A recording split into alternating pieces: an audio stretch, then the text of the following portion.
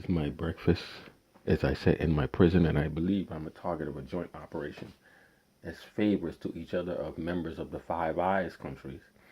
Since I married a person religious ceremoniously, not actually civilly, just religious ceremoniously married a person of Celtic ancestry who I truly did love dearly. My son's mother, Megan Harrison, in Canada. And as a favor, the person who had their target eye on me concurred once that fell apart that this guy is a joint nuisance. Let's whoop his ass. Let's give him a spanking he'll never forget. So then the one cumulative action against another, and what you could do, you can continue to orchestrate delays, which is called dilatory action.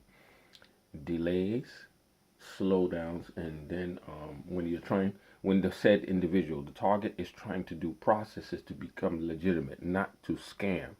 Like Nigerian Africans who are scam related can move around easily in Europe more so than I can. Well, I should add, they can move with less scrutiny.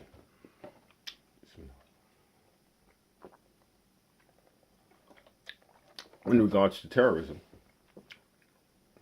my name may be smeared because I get into situations where I have nobody else to ask for money. See, like I'm eating this sardines, right? And I'm saying I wish I had a woman to cook or take care of me of my own choice, of my own free volition, right? And the Scandinavian woman or the young girl will say, in Germanic culture, you see a lot of people do, especially that gesture. Like I saw an Icelandic woman in the National Library of the Icelandic University, and she was talking to me about something, and she did like like that, very much so, a German gestural trait. And the thing is, it's kind of like, and sometimes that could be applied. That's not my problem. And a lot of the women here, when you want that empathy, that empathetic, caring, mothering type of woman to a man, they have it. It's kind of really closed doors culture, especially in Scandinavia, but they do it sometimes with their men. A lot of them do it. And they think the people are totally cold and empathetic. I mean, totally cold and unempathetic. It's not true. It's a lie. These people have a lot of heart in them. The Nordic peoples, they have a lot of heart and compassion. I'm talking about the Germanic peoples. But their surface is hard. Their surface is cold unless they know that you're sincere. You're not playing them a game.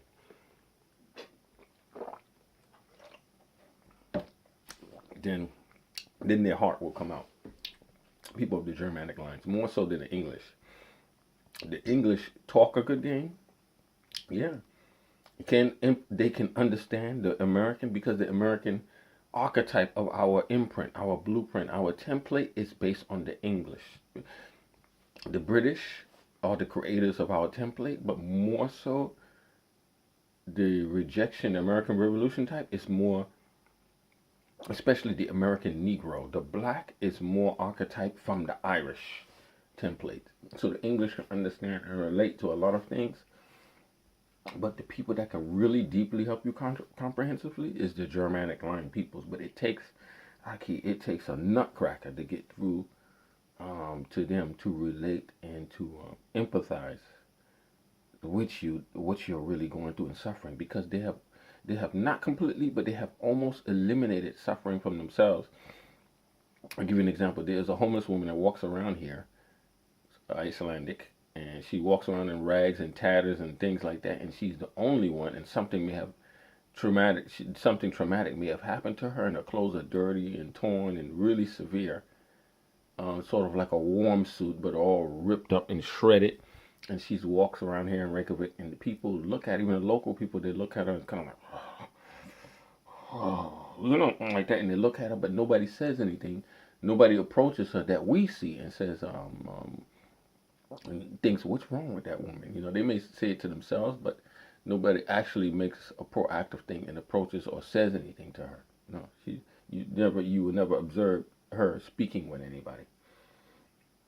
And people will stay to themselves or might avoid her. So a lot of Germanic culture can be like that, because it's kind of like, what's wrong with you? We already have a state where ethnically, with homogeneity, homogeneously, we take care of each other, of our ethnic. We have a common bloodline.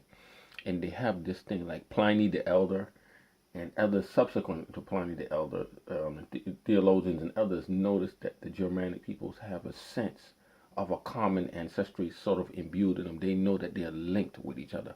Afro-ethnics practice a different thing. They practice the intra-ethnic rivalry and a disdain for each other. It's strong in Afro-ethnics. The Germanic peoples know. The Germanic peoples are happy to see each other doing well and smiling. They feel good when they see each other safe and comfortable and a sense of pride and comfort in being around each other. Afro-ethnics, no.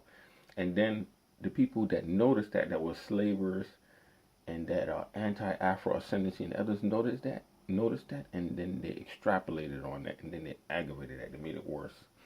So this is why you can see me, myself, of Afro ethnicity here, but the other Africans will not coalesce and pull together and help me. They'll let me wither here and die.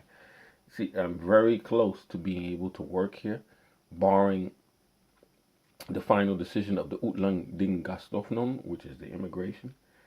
I followed all the rules and the respect and the dictums, like I tried to do in Singapore, except having some pornography on my computer, which a lot of white men in Singapore have more than that on their computers. I've seen it going in their personal computers, visiting these people. I've seen it, but I'm not going to say anything. But they were never attacked, raided, kicked out, and all that. Never. And there's even worse behavior of white men threatening to beat up and rape Singaporeans and stuff like that. Yeah, and some of it caught on video. Yeah, beating Singapore women. These guys were never kicked out, but I was kicked out. Using the anti-terrorism nexus because I'm a Muslim by religion. But then they would say, for further analysis, why aren't the people going after people like Kareem, who, I should have never said that. But anyway, let's say someone who is known and been in the papers for being a wife beater. A Muslim known for being a abuser, a physical fist, beater, knocker of local Scandinavian women, and he's respected in the community by authorities. Why won't people go after nobody will kick these people out, or others that come and they may have been hashish dealers and other stuff, they're Muslim and dope users and stuff like that are running around through places of Europe and Asia, and they're not targeted, but somebody like myself, because there was something that a Chinese technologist argued, which he would testify if brought into court, that I was hit with something that came from a DOD, like something that was discovered at NYU, connected with the GCHQ and the NSA surveillance agencies. I was hit with something that's a DOD, that's only a DOD, the Department of Defense, U.S. specification. He recognized it.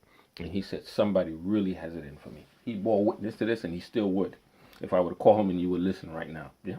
He couldn't, somebody of Asian ancestry. He couldn't believe what he was seeing. That I was hit on my computer with something like that.